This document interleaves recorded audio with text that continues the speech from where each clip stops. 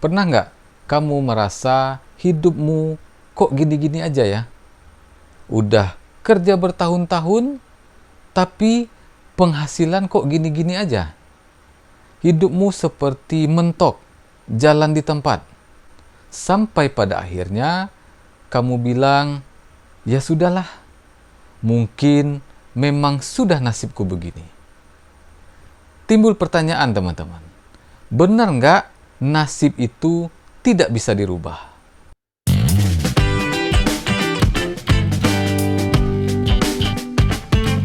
Assalamualaikum warahmatullahi wabarakatuh. Jumpa lagi dengan saya Pak Dangwin. Apa kabar? Saya doakan teman-teman semua selalu dalam keadaan sehat dan bahagia. Di video kali ini kita akan sharing santai lagi. Kita akan ngobrol tentang sesuatu yang sering jadi perdebatan, yaitu nasib. Jadi teman-teman, ternyata menurut sains dan psikologi, nasib itu punya yang namanya remote control. Ya, dan remote-nya itu ada di dalam diri kita sendiri.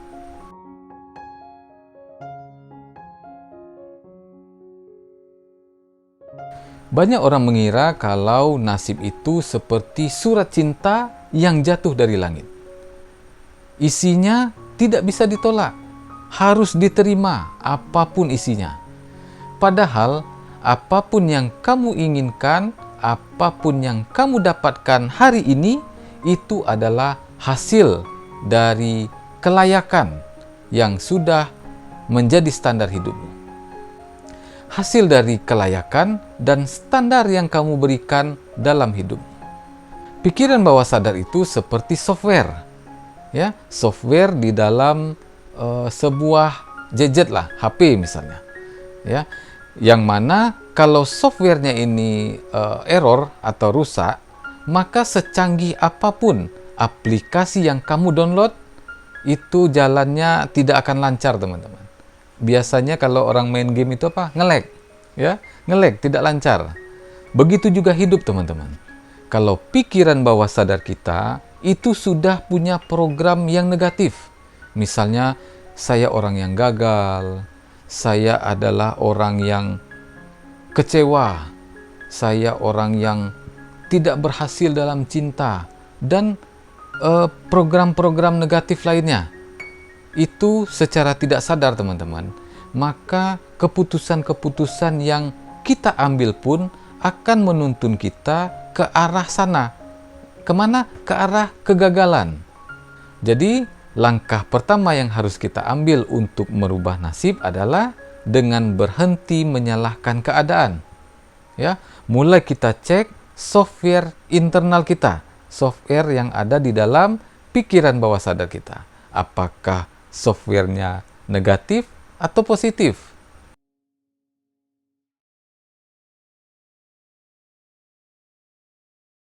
Ada dua hal yang sering dianggap itu sebagai nasib. Yang pertama, pasangan hidup. Yang kedua, harta. Jadi teman-teman, kenapa ada orang yang selalu mendapatkan pasangan hidup yang toksik?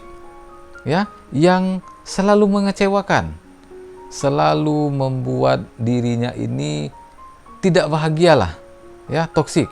Jadi mulai dari pacaran misalnya sampai ke pernikahan, itu selalu dia dibuat kecewa, ya, selalu kecewa dengan pasangannya. Apakah karena dia sial? Jadi teman-teman, terkadang pikiran bawah sadar kita ini itu mencari apa yang sudah familiar, dan sering sekali dipikirkan atau dirasakan oleh pikiran bawah sadar. Misalnya kita merasa kalau kita ini tidak layak untuk dicintai, maka jangan heran kalau kita akan menarik orang yang tidak menghargai kita. Kita akan menarik orang yang toksik. Kita akan menarik orang yang selalu menyakiti, dan sebagainya. Jadi teman-teman, untuk merubah nasib, itu bukan berarti kita merubah standar. ya, merubah standar kelayakan yang ada di dalam diri. Jadi bayangkan dan berikan dirimu selayak-layaknya untuk dirimu sendiri. Jadi ketika kamu sudah melayakkan diri teman-teman, yakinlah mendapatkan pasangan yang baik bukan mustahil bagimu. Begitu juga dengan harta. Kalau pikiran bawah sadar kita itu selalu dididik dengan kalimat-kalimat negatif, misalnya kalau uang itu adalah sumber masalah, kalau mencari uang itu susah, dan pikiran-pikiran negatif lainnya, maka pada saat itu juga peluang besar pun akan lewat. Kita bakal takut atau malah juga malas jadinya. Ya, kita merasa aman di keadaan diri kita yang sekarang ini. Ya, ketika kita kekurangan, kita merasa aman. Kita merasa aman di kondisi sulit. Kenapa? Karena ini yang biasa kita rasakan. Jadi, rubah nasib, rubah standar, bayangkan dan berikan dirimu selayak-layaknya untuk dirimu sendiri. Percayalah, penghasilan yang besar, harta yang berlimpah tidak mustahil bagimu.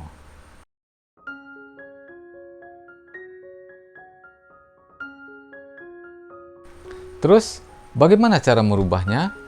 Setidaknya ada 3 langkah yang simple, tapi butuh konsekuensi. Yang pertama, kesadaran. Kamu harus sadar pola apa yang sering terulang.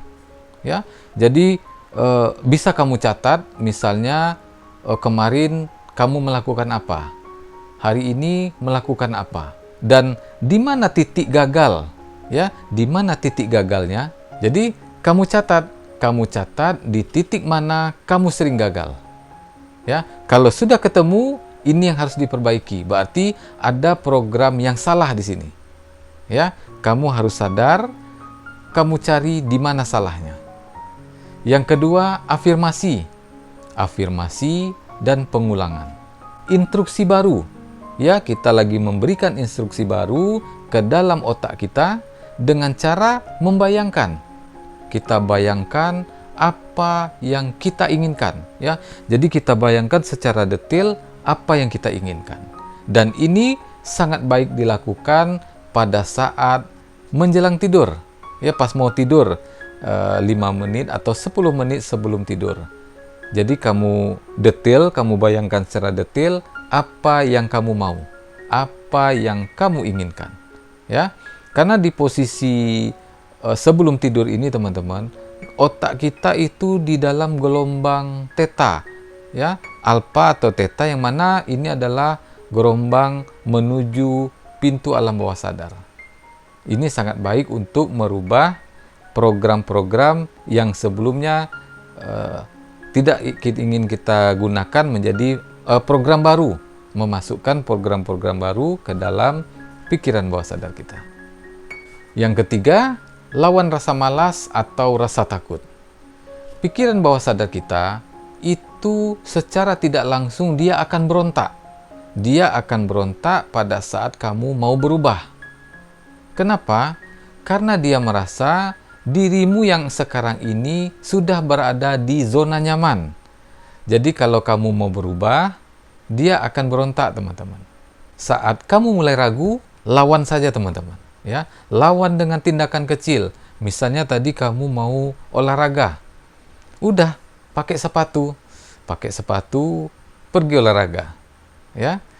Perubahan nasib itu akumulasi dari keputusan-keputusan kecil yang berbeda setiap harinya. Jadi teman-teman, merubah nasib itu bukan berarti besok pagi tiba-tiba kamu langsung jadi miliarder. Atau tiba-tiba saja besok pagi kamu langsung mendapatkan jodoh impianmu. Tidak begitu teman-teman. Itu adalah suatu perjalanan panjang. Perjalanan panjang untuk menjadi dirimu sendiri. Tuhan memberi kita akal dan juga kemampuan untuk memilih. Nasib itu seperti tanah liat, teman-teman. Ya, tanah liat yang diberikan oleh Tuhan kepada kita.